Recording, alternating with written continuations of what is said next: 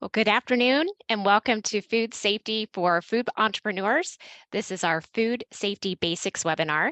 I'm Emily Marison from Ohio State University, and we would love to know where you are watching from today. So if you would put your location into chat, we would appreciate that. It's always fun to see where our watchers and listeners are coming from. So this is the first in a series of 3 webinars that we will be offering. In 2 weeks, our team will offer cleaning and sanitation basics, and on November 9th will be a food labeling basics webinar. So if you don't have those on your calendar, we hope that you'll add those and will join us here for the next 2 in our webinar series. Just a little bit about who we are. We are the North Central Food Safety Extension Network, and this began a few years ago and incorporates 12 states that are in the North Central region of the United States. We are all part of cooperative extension services. These are programs that are at land-grant universities throughout the Midwestern United States, and this is everywhere from Ohio to North Dakota, Minnesota to Kansas, and our effort is to coordinate, our goal is to coordinate our efforts in research and extension to better serve the citizens that are in our states. Today's webinar is Food Safety Basics. And if you have questions throughout the webinar, you'll see that there is a Q&A at the bottom of your screen. That is for any kind of questions that you have. So feel free to submit questions there at Q&A, and we will address those either as we go, or we'll definitely get to those at the end of today's program. So this is an overview of what we will be covering today. First, we'll become familiar with what the most common hazards are that are associated with foodborne illness. And then we'll consider food safety practices that the home kitchen may have that's unique compared to some other places where we may make food, and how to practically balance living in our homes with producing safe food for our customers. And then to wrap up, we will discuss local resources. To begin today, I'd like to introduce my colleague, Betty Fang from Purdue University. Betty? Thank you, Emily. Next slide. So before we start to talk about food safety, a lot of the times I was asked, so tell me, what is food safety? And when we conduct consumer surveys in different countries, we notice that in different country, in different culture, food safety can mean different things. So here in this specific series, we talk about those food safety hazards from 3 different ways: physical hazards, chemical hazards, and biological hazards. Next slide. So what is physical hazard? Physical hazard is some foreign materials, anything that does not belong to the food product, from production and presenting the product and or the product stream. An intentional hazard that must be tested and prevented. For example, if you use you use the knife to cut the product, then you need to think about whether there would be any metal shards, or if you think about the in your kitchen, like there are any glass bulb on the ceiling, whether the glass can break and then drop in the food ingredient. Next slide. So here are some examples of some public health alert or outbreak or recalls. So from those hot headlines, I'll give you about 5 seconds. Can you recognize which one belongs to this physical hazard?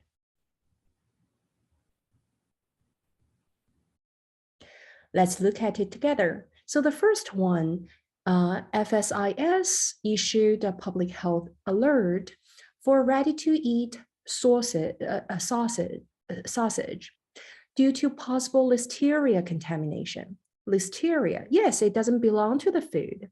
However, it's not a physical hazard. It's not a physical matter. The second one on your on your right-hand side, FSIS issued a public health alert for chicken and pork tamales due to possible foreign matter contamination. So when it's foreign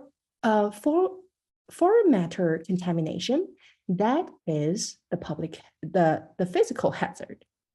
And then the one beneath on your left-hand side, Bob Evans Farms recalled pork sausage due to possible foreign matter contamination.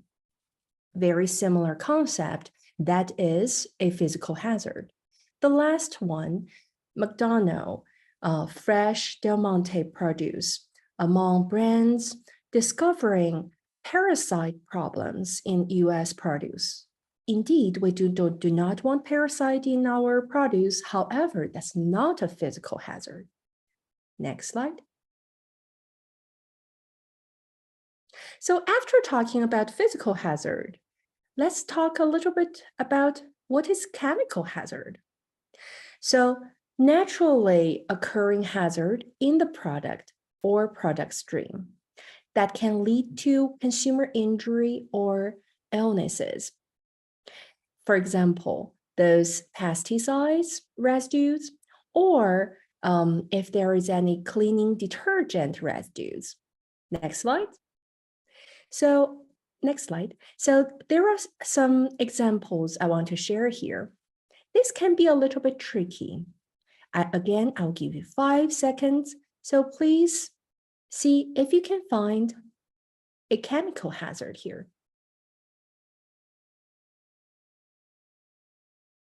Let's look at it together. The first one, a very familiar term, possible foreign matter contamination was found in Nestle prepared foods.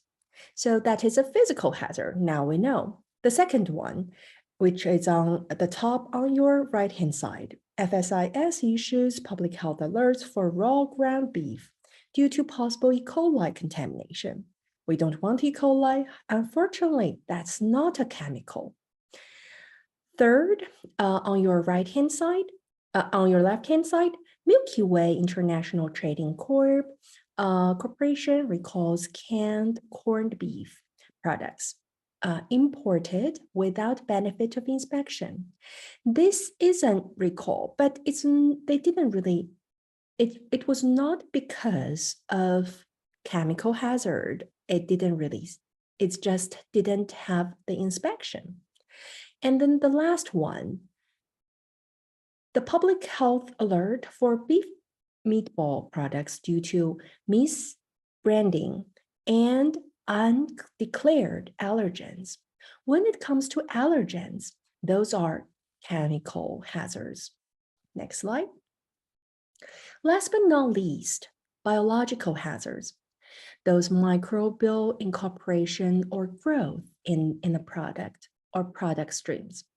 Most severe food hazard, especially now in the US, when we talk about food safety, a lot of the times we are worrying about the biological hazards. For example, early on, we looked at listeria examples with listeria, with E. coli. Those could be biological hazards. Next slide. So I also want to share another example. So when you read a recall report, when you read some news, you will notice that a lot of the times when there is a recall or outbreak associated with biological hazard, they often tell you it may be contaminated with what? In this case, it's contaminated with Salmonella, which is a pathogenic bacteria. Next slide. So since we talked about hazards, And we talked quite a few recalls. We used recalls as examples. We also want to learn a little bit about recalls. So product removal from consumer market due to detected hazard could be a recall. And there are 4 types of recalls: class 1, 2, 3, and market withdrawal. So before I give you some definitions, can you guess which one is more severe, class 1 or class 3? Next slide. So class 1 is the situation in which there is a reasonable probability that the use or exposure to a violative product will cause severe adverse health consequences or death. If you look at this definition, you will feel like that's quite severe. But when you look at class 3, you will notice that it is the situation in which use of or exposure to a violative product is not likely to cause adverse health consequences. So whenever you see a recall that is class 1 recall, it's much more severe than if you see that it's a class 3 recall. Next slide.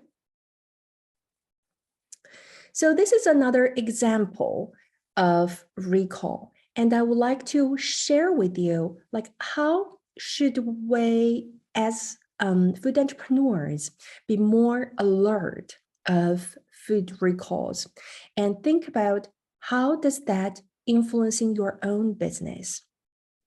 So this is a recall, recalled onions. So, and it is linked to Salmonella outbreak.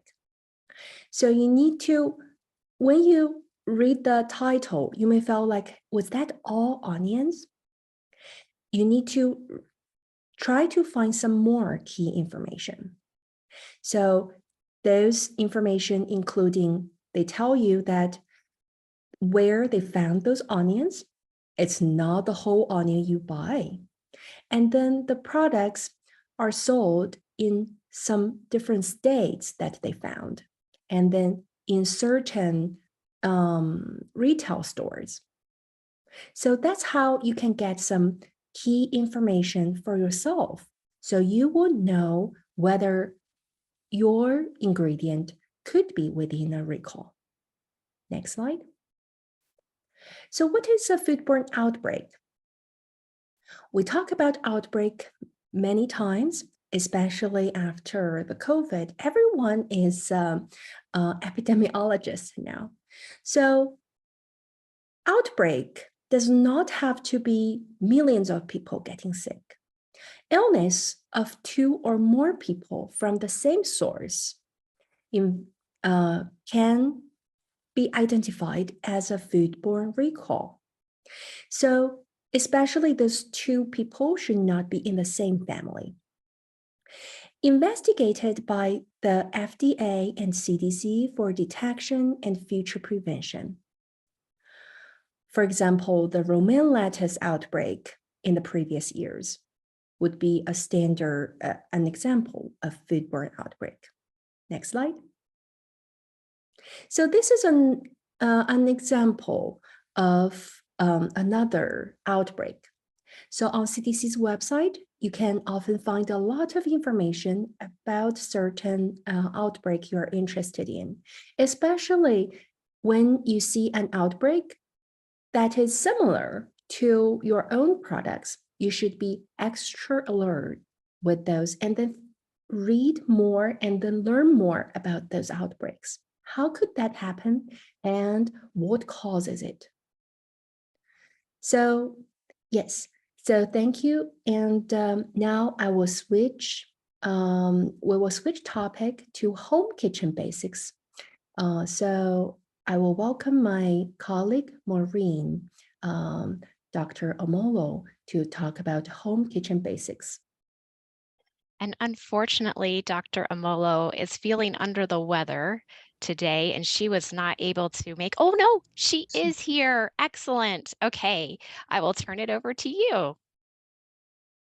Thank you, Emily and Betty. Ahead of time, I'll just apologize. I'm not feeling very well, but I will try to make this as enjoyable for everyone as possible. I might need to step away from the screen once or twice to take care of myself, but otherwise, I'll be looking at home kitchen basics, and this is a very broad topic. So hopefully by the time I'm done, you'll be happy with where I'm going with this. So I'd like us to start by first thinking about, take a moment to just think about your kitchen. For some people, when you think about your home kitchen, this is what comes to mind. You know, it's clean, it's serene, you know, very square.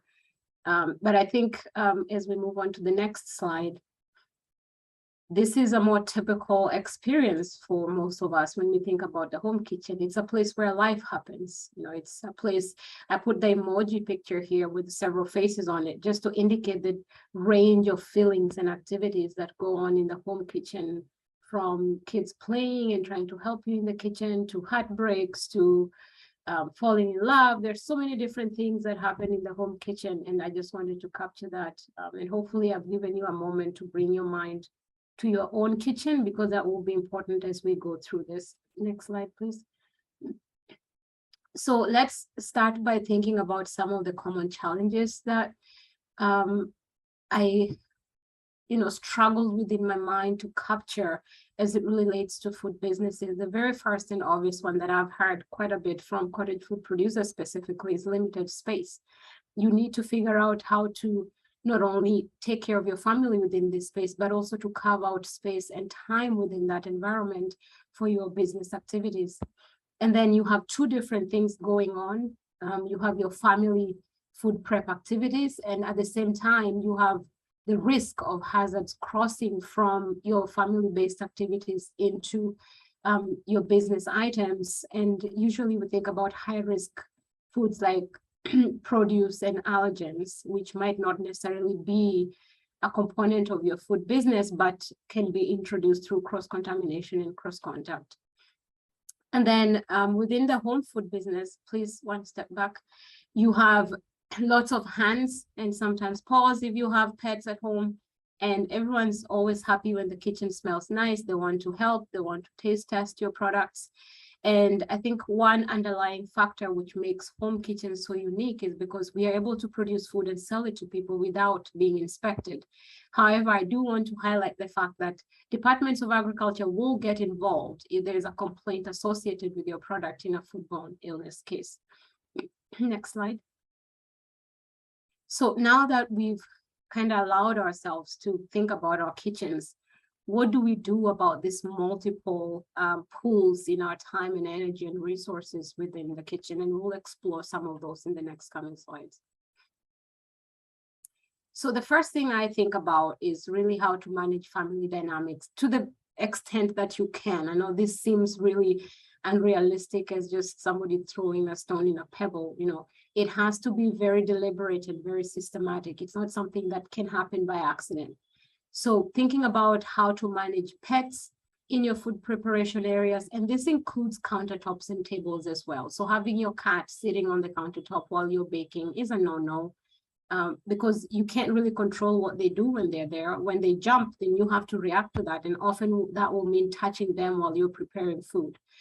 And one thing that I think can be very, very helpful, especially in a family dynamic, is not really thinking about food safety as an isolated experience. Engage your family members, talk to them, have them understand why you think food safety is important and why they should be helping you achieve that goal.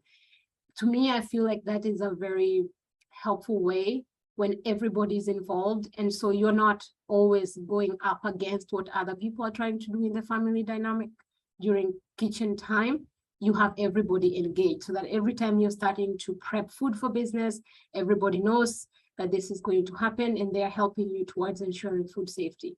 But this is also just best practice in general, because it's not just the food that you sell to other people, it's also food that you prepare for yourself and your family members. And then traditionally, we take very lightly the kitchen environment when we come from work. We have grocery bags in one hand, we have handbags and backpacks, and everything just gets thrown onto the kitchen counters, keys, mail. Well, that's okay as we've done it historically speaking. it is not okay if you want to approach the kitchen space from a food safety perspective, because a lot of these items have been on the floor, have been on other contaminated surfaces. So it creates more work for any individual who is interested in practicing food safety. So one way to minimize that hurdle, how much cleaning and sanitizing you have to do, is to really try and minimize how much of these potentially contaminated items are landing on the kitchen spaces. Next slide. A seemingly obvious, but not, you cannot take this for granted because this is not the only thing that you're doing in your life. I'm sure there are many other things pulling on your time, is to plan ahead of time so that food safety becomes a natural part of what you're doing, as opposed to this one thing you have to stop and think about so much. So if possible, prepare family meals at a different time for products that you are preparing for sale, because cottage foods and other foods prepared at home for sale tend to be non-potentially hazardous.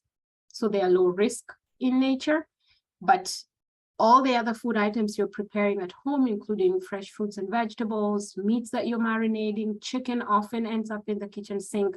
All of those foods are very high risk. So if you can find a way to separate your production by time, that is best. Try to minimize interruptions so that once you've started preparing food, you have less need to leave the kitchen area and then return. Because every time you leave, you have to wash your hands as you come back. And sometimes we forget to wash our hands when we return to prep food. Have reminder notes for critical food safety steps in your recipe, so that you don't have to really think about every time, should I have washed my hands or not? If it's part of your recipe or your standard operating procedure, so to speak, all you have to do is read, once you handle eggs, wash your hands. Once you handle flour, wash your hands. Anything that we know to be associated with foodborne illness is a critical space where you need to wash your hands and be very keen about how you're handling the equipment that you're using to handle these ingredients. And then I think it's worthwhile to consider starting out with low risk activities like baking, and then move into that high risk space, like preparing meats. This might not always work. It just is a suggestion about a way to either separate your production either by time or by space. Let's move on. The other idea that I'd like to share is just the concept of dressing the pot.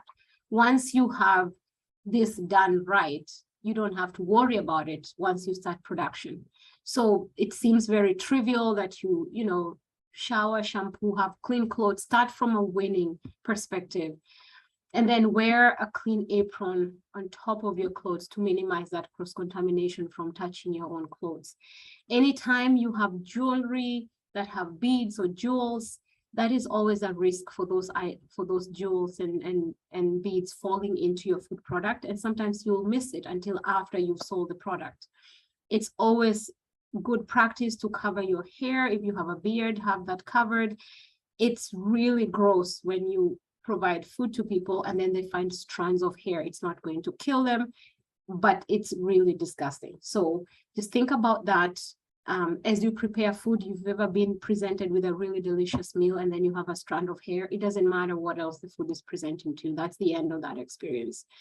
And then according to the current food code in Minnesota, if you have long nails or artificial nails, acrylic nails, or nail polish, then you must wear gloves. So it's either or. The food code does not insist that you don't wear nail polish, but if you do want to keep your nails long and have nail polish, then you must wear gloves to protect food from potential having chipped acrylic and polish in your food. Next slide. I think post-COVID, as we go through this COVID season, we've been highly sensitized about washing our hands. I like this picture on your top left-hand side because it shows us how even when we think we've washed our hands really thoroughly, sometimes we miss some areas just because of the nature of how we wash hands and how we learn to do it as we grow up. So I like this picture because it shows us which areas we really need to think about. The hand washing steps those have not really changed. They're exactly the same as when we were going through the COVID season. Always use warm water as hot as you're comfortable. You don't want to burn your hands while you're washing. You want the water to be comfortable so you can actually achieve that 15 to 20 seconds of properly washing your hands. You want to use enough soap so that you have a good lather, but you also don't want to be wasting too much soap because there really is no value in having more soap than you need. So just having a nice lather, and then rinsing your hands under running water. Don't forget under your fingernails if you decide to keep those long nails. If you have acrylic nails, think about that a little bit more. And then always, to the best you can, use single paper towel to dry your hands. If you're using a clean kitchen towel to dry your hands, remember to change those often as you go through the day, because there's no point of washing your hands thoroughly and then using a potentially dirty kitchen towel to dry your hands. And if you leave and go to the restroom and you're actually washing your hands in the restroom, then it's always good practice to use a paper towel to turn off the faucets and open the bathroom doors. This seems so obvious, but I'll add it here for completion. There are general consensus of using space wisely. So the more things you have lying on your countertop, the less space you have. So anything that you're not using, and this is especially important because, like I said, there are many other things happening in the kitchen that are not necessarily about your business. Kids could be coming home from school, they have their lunch boxes, you have family meal prep items on the table, you're thawing some foods. So whatever it is that you're doing, once you remove things out of the fridge or cardboard or pantry and you have them on the surface, that is extra work that you have to think about and steer clear of. So anything that you're not using for the particular task that is in front of you should be stored away just so that it's easier for you. I like to say, always think food safety. To me, this is like a mantra that I almost write on my forehead, because if you come from the perspective of always thinking about food safety, it becomes second nature, kind of like you know where all the light switches are in your house, and you don't have to think about turning the lights on or off when it's dark. You know where the switches are, you can reach them in your sleep. If you think about food safety that way, it becomes part of your nature, part of how you do business. And so it's not a chore that you always have to think about. So properly cleaning and sanitizing, this is a key point, really, to reduce cross-contamination risks and allergen cross-contacts. We always want to separate ready-to-eat food from raw items.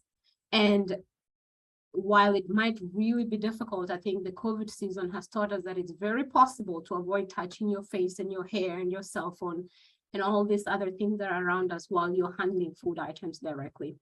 And just to add here, before we go from that slide, using items like tongs or a spatula or something else to handle ready-to-eat food so that you're not directly touching the food. Unless you want to wear food grade gloves, that's fine as well.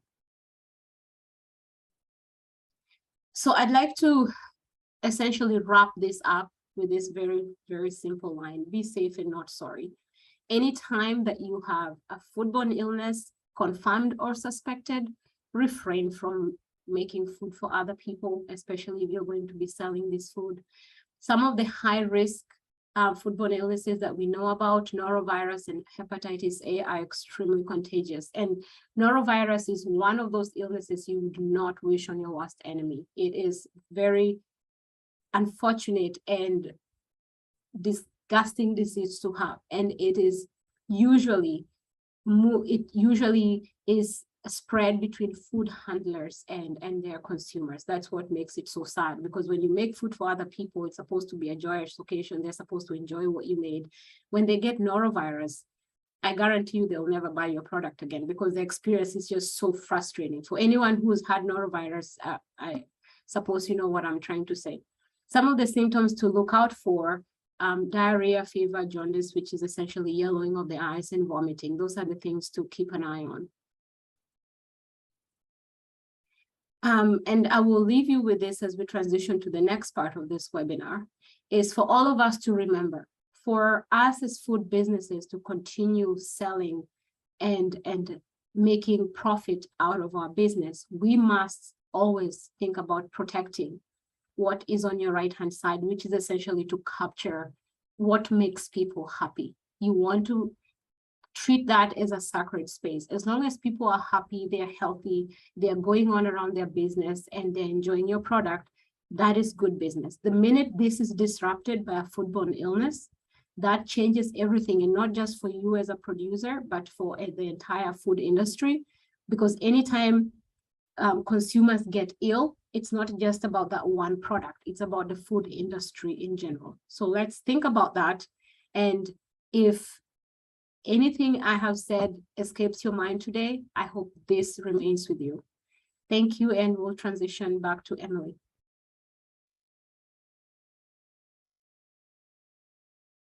Thank you so much. For our last section, we will be looking at local resources and considerations. And a majority of what we've been talking about in this last section, especially that Maureen shared so many great considerations and examples for our home kitchens. Now it's time to talk about whether you can really do that or not, because actually in some states, you're not allowed to use your home kitchen in order to sell food products. So we're trying to make this, I know there are folks on here from lots of different states and lots of different places. So we'll try to answer as much as we can about where to look for those local resources so that you are able to determine what you're allowed to do and what questions you'll need to ask.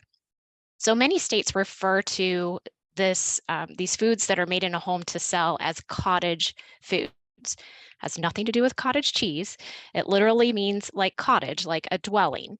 So when it comes to cottage foods, every state is different. And I'll say that again, every state is different on that. Many states are trying to build in food safety protection with their requirements. For instance, some states have a list of specific kinds of foods that can be made and sold, made in a home and then sold because they're lower risk. They have a lower risk of causing foodborne illness just based on their chemical and physical characteristics. So they may be dried products or very high in sugar content. Maybe they also don't require any type of temperature control for safety.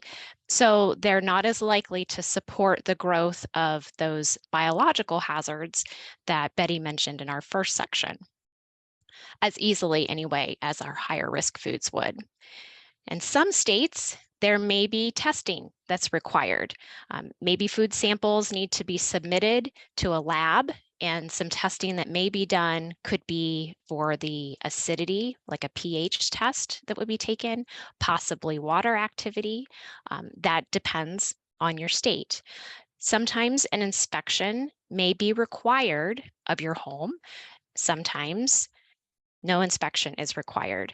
And oftentimes, though, there will be a caution, almost a warning that's put on your products that says this product was made in a home that was not inspected. Sometimes they'll require a recipe review, but some states do not. Some may require a formal type of license where you would register with the state in some way or with your local regulatory authority, but some do not. They're exempt from that type of a license or a registration. Some limit the dollar amount that you can produce in your home. Some states make the assumption that you can only make so much out of a home kitchen, as Maureen shared with us, that you're doing all of your life in as well. And so there is no dollar amount that's capped there. So as you can see, there are lots, and this isn't even really the beginning of all the differences that could be between different states. So how do you even go about finding out what happens where you live? This is a good place to start, and I'm going to put a link in the chat. This is a publication called Food Safety Best Practices for Local Food Entrepreneurs. And if you take a look at that resource, there is a section that lists all of the states that are in the north central region of the United States.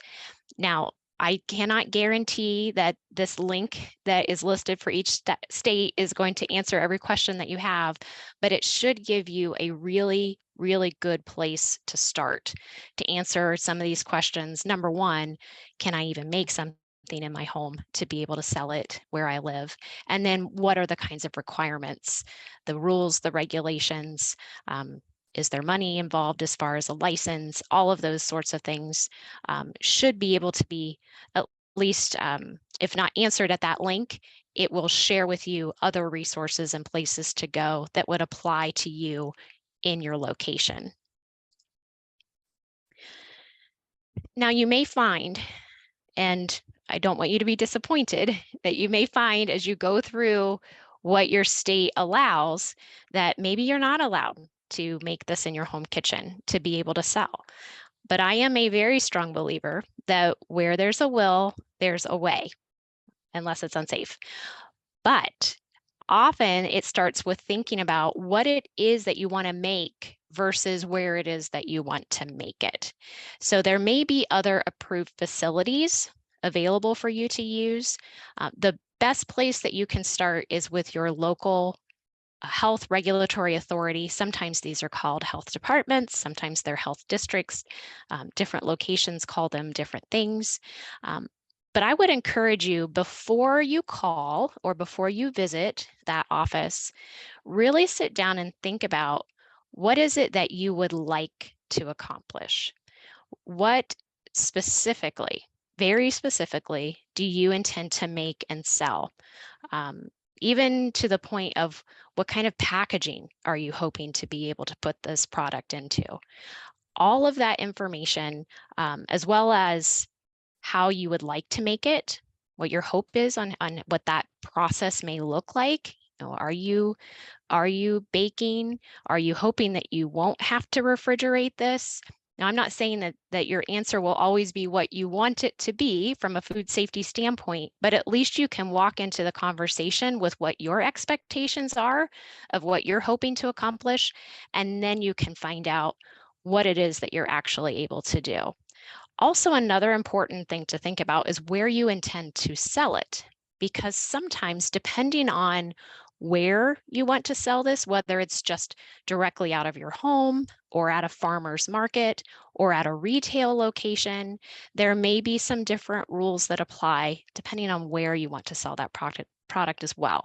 So I'd encourage you to really think about what you want to make, down to a recipe, if you have that already, how you want to make it, where you want to sell it, and then make your visit to that local regulatory authority so you can have a real in-depth conversation to start with. And when they ask you the questions, you'll be ready to answer those for them, or at least be in a better place than if you hadn't prepared with having it all written out before you go. Remember that another reliable source is your local cooperative extension service. The staff that are there, even if they may not be experts in food safety or in selling food as a food entrepreneur, they can connect you. They are connectors to local resources, to maybe state specialists that work at that land grant university who would be able to better answer what those questions are for your specific situation. So again, I really do believe where there's a will, there's a way, as long as it's a safe product. And there are plenty of people out there who can guide you on what that process would look like. And with that, that wraps up our 3 main sections of information that we wanted to share with you today, but we are very open for questions at this time. So we'd encourage you to put any question that you have into Q&A. And we'd also encourage you, thank you, Shannon, for including that in the chat, that we have 2 more webinars that are coming up. The next one is Wednesday, October 26th, and that will be about cleaning and sanitizing. So we encourage you to join us for that. And we are excited that we have a fact sheet to offer that highlights a lot of what we covered today, and you can find that link in the chat as well. So one of our questions that is in Q&A is cottage food the same as homemade food? So I'm not sure if there is a designation in some states, and maybe I'll ask Betty and Maureen to kind of pop in on this as well. If there's any states that you know of that refer to this officially as homemade food.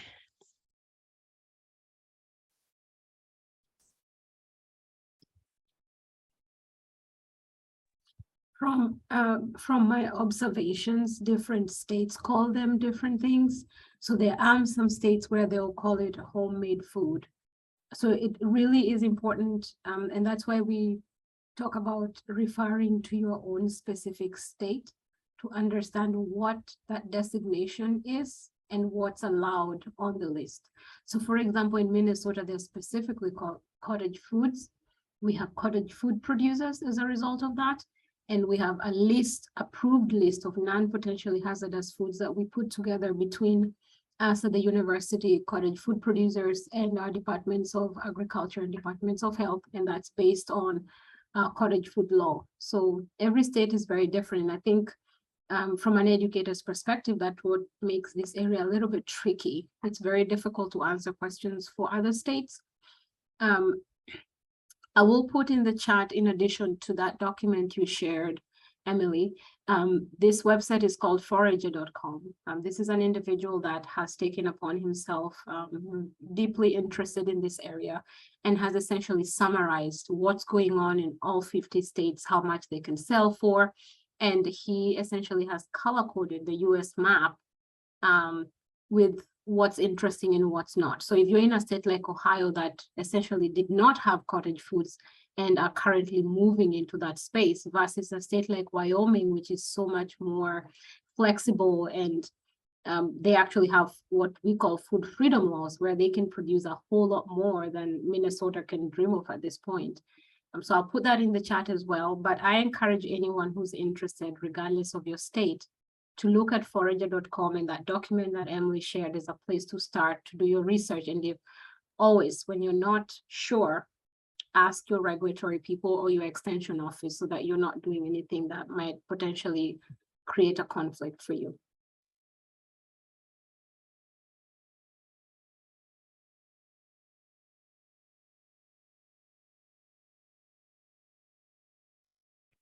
One other question that we have is about a certification. So to my knowledge, we do not have an official certification, but maybe that's something we could talk about as a team and get back with you, Trista, about that. Another question has come in. Can you recommend a few good pH meter options for measuring the acidity of canned liquid or semi-liquid goods like jam or pickles? They are so expensive. I agree. There are many that are very expensive, and there are a lot of models out there. It's a bit overwhelming.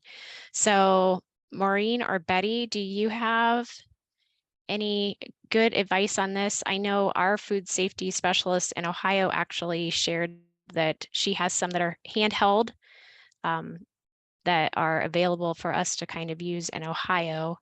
But if you have some advice about characteristics, I guess, maybe to look for. So I'm excited to share that I'm actually specifically working on a project with cottage food producers about pH meters. So I might have a more concrete answer at the end of our project, maybe a year from now. But in the short term, and just so you know that in that project, we are comparing meters that are under $100 versus the $700 to $1,000 versions. What I would say is always look for the information that the manufacturer is providing. What pH range can this meter measure? Are they offering a standard operating procedure for how to use this pH meter effectively? Are they telling you how to calibrate that pH meter if you need to calibrate it? So if you read through this and you're already struggling to figure out what to do, that's already a red flag. Whatever you're looking to use should be very easy for you to at least read and understand intellectually what they're asking, and then try and do it at home once you buy the meter. But you always want to make sure if the manufacturer is saying to calibrate the meter, that you actually do that. Otherwise, your numbers will always be off.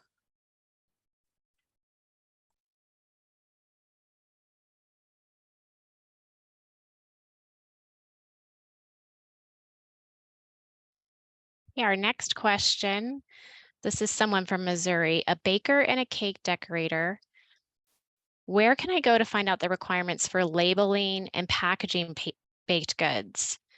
So you are in luck because we are having a labeling webinar as the third part of our series, and that one will take place on November 9th. However, if you'd like to know that information in a quicker amount of time, I see, okay, so Karen is on from Kansas, but oh, Shannon's typing in some information about this right now. So thank you, Shannon, for addressing that one directly.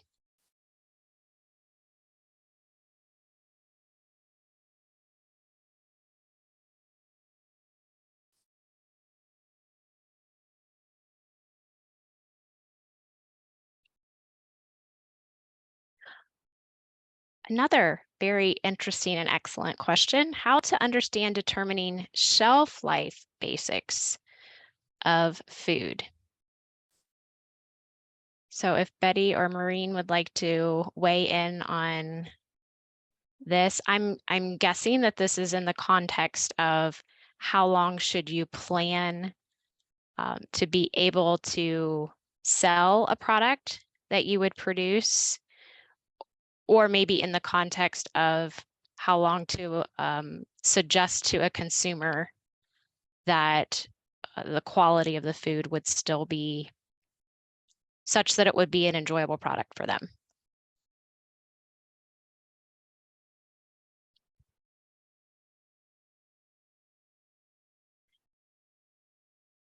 Julie has just sent in to the chat, sending people to have shelf life studies done at commercial laboratories for products that are being sold.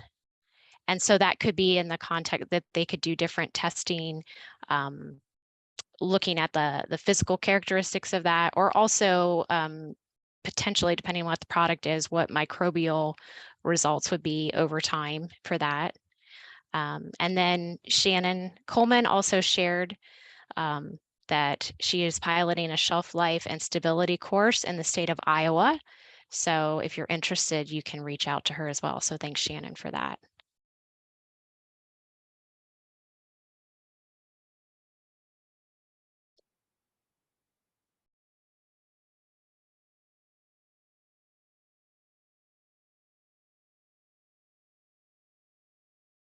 Well, these have been great questions, and we are happy to answer more if there are any things that are in your mind. We have lots of our team members that are kind of in the background here as well and are answering questions from many different states. So this is a good opportunity to ask a question if you do have one.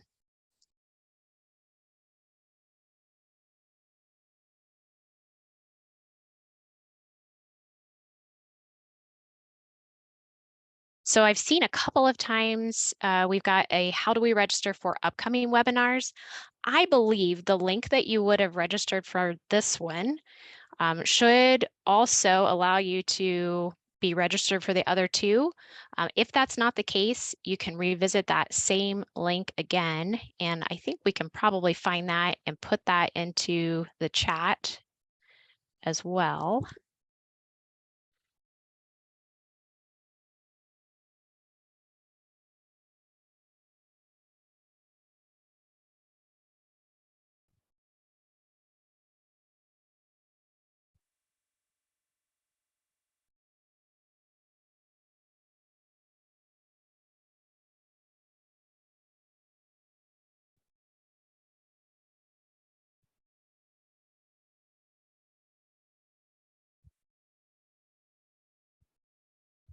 Are there any team members that happen to have that link handy for registration that they could throw that into chat?